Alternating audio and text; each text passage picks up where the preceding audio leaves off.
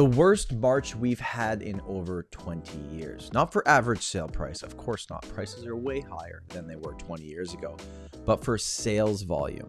Sales volume, the number of transactions taking place was the lowest it's been in over 20 years. Why was this? Well, of course, there was tariff news that we were all waiting on, which was making a lot of buyers pause. They weren't necessarily leaving the market. They were just kind of hanging out on the sidelines, waiting to see what was happening. And now we have other things going on in our news cycle. If you haven't heard, we have an election coming up here in Canada. The truth about the Toronto housing market lies somewhere between both extremes. It's not as bad as all the crash people say it is. It's also not as good as maybe some of the optimistic people out there on the internet. And I'm going to do my best in this video to show you that middle ground. Show you what's going on in the sales numbers, what I'm seeing right now, and talk about potential future outlooks. My name is Tom Storey. I run a real estate team here in the city of Toronto. If you like this video, make sure to give it a like. You can subscribe to the channel. If you want to book a call with me and my team, you can do that in the first link in the description. So in 2025, we had just over 5,000 transactions take place in March.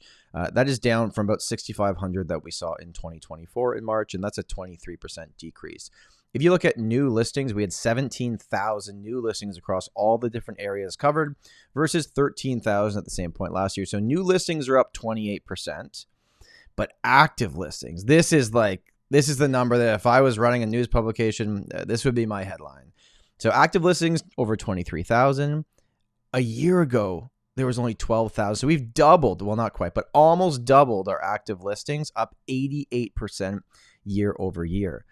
And it's not just that all these new listings came to the market. It means that listings from February and January, maybe stuff at the end of last year that hasn't expired yet, they're just sitting there and they haven't sold. So it's starting to pile up. This number, 23,000, that's a really big number. I'm going to show you where these listings are actually located and what they are. Now, active listings is up really high. You got new listings that is up high. Sales volume is low. Average sale price, though, is, hasn't really moved that much. It's down 2.5%. Still, like when we put this all in perspective, I always kind of think about this. Like the headlines are one thing, and then there's the reality of the actual market. The average sale price to buy a property in the GTA is still basically $1.1 million. Like I know we've come down in price from the peak, and I know the news headlines are scary, but the average sale price is still $1.1 million. Your days on market was up as well across the board. If we break it into different property types, you can look at sales volume here, and in this category down here, it's just a bunch of negatives. Now that is for sales volume, and it's looking at different property types for 416, 905, and total. If we go over here to 416 area code, your detached homes that are selling, still selling over 1.7 million. Your semis are over 1.3. Your townhouses are 975, and your condo apartments are still over 700,000. I thought that would maybe squeak under 7 this month, just based on everything that's been going on in the condo market. So your average sale prices are still holding, like they've been holding there for, I have to look back at the numbers, but I want to say like at least a year and a bit. It's been kind of surprising how well they've actually held for the average sale price. Know that includes outliers. And then if you go down here in terms of average sale price, like what it's done year over year, detaches up 1%, semis up 2.5%, townhouse down 2.4%, and condo apartments down 1.8%. Like you'd think that number would be lower based on how much is for sale right now. If we then look at the active listings, so just to go back here for a second, so when I show you that number of 23,462, this is how it's split up. So this is the different areas that the Toronto Real Estate Board covers with their reports. And you can see Halton had 2,500, Peel Region, 4,000 active listings, York Region, 4,000 active listings, Durham, 2,000, not much going on in Dufferin County, and City of Toronto, 9,122. So this channel's always been like more focused, at least on the City of Toronto. So that's why I've highlighted that. So just to put this in perspective, the City of Toronto does not have 23,000 active listings. It has 9,000.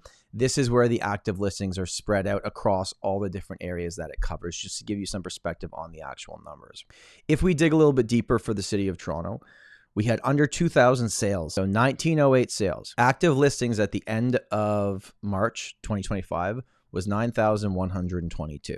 That means if you take 9,122 and divide it by 1,908, it gives you 4.7. So technically, the City of Toronto, for all property types, is in a balanced market. But here's the thing. If you're a buyer or if you're a seller, you're not buying the entire city. So honestly, this doesn't really mean anything to you. And that's why I want to break this down a little bit further. You're buying a specific property type or selling a specific property type in an area of the city that has its own little micro market. So yes, City of Toronto technically is balanced, but it all depends on what location are you trying to buy in or sell in, and what type of property do you actually have. Active listings. So for all the properties that were actively for sale at the end of March, and again, just to go back, that number was 9,122. This is how it actually split up. So again, just to show you like the different areas, detached homes, 2156, semis, only 432 were on the market. Townhouses or row houses or attached, 205. Condo townhouses, other included co-ops, cooperatives, and there was one other, Link Homes was the other one in there. And condo apartments, 5,602.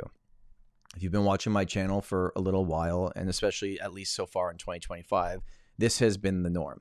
Most of the active properties on the market are condos or condo ownership. So if you take condo apartment and condo town, and for all my visual learners out here, because I'm one of them, I put this into a graph for you. So actively, what's for sale right now in the City of Toronto, at least what was for sale at the end of last month, 61.4% is a condo. If you add in condo town, another 7%, it gets us over 70%. So over 70% of the active properties for sale are condo ownership in some capacity. And then detached makes up the other largest portion of the market. What I've been seeing in my business over the last 30 days is that there are more first-time home buyers coming back into the market than I had previously seen. But we are also prepping several properties for sale right now. We have over 12 right now that we're prepping to come to the market. And that's just me. So I don't think the active listings are magically going to go down. I think there's a lot of realtors that have a lot more inventory that is coming to the market. If we look at future outlook, it's like, okay, does Q2 of 2025 start to show signs that the market is not even really like picking up, but just like not 20-year low sales volume? Is there going to be a little bit of life, or all those buyers that were pausing on the side because they didn't leave the market, they were just on the sidelines, are they going to re-enter it now? Maybe, because the tariff situation, at least of me recording this because it changes daily, was not as bad as we're all kind of anticipating. And maybe at the end of this month, after the federal election is done here in Canada and that is all sorted out, people will kind of have that clear mind and go like, okay, this is the reality now. I'm going to go do what I need to do. But I'd like to know from you. Let me know in the comments. If you're a buyer or a seller, like, what are your thoughts on entering the market, selling right now? I think it'd be pretty interesting, not just to get my perspective, but go into the comments and see what other people are saying as well. Thank you so much for watching this video. I have a weekly podcast called The Tom Storey Show, and we have over 150 episodes on a separate YouTube channel. I think you're going to love our most recent episode, and you can check it out right here. Have an amazing day, and I'll talk to you soon.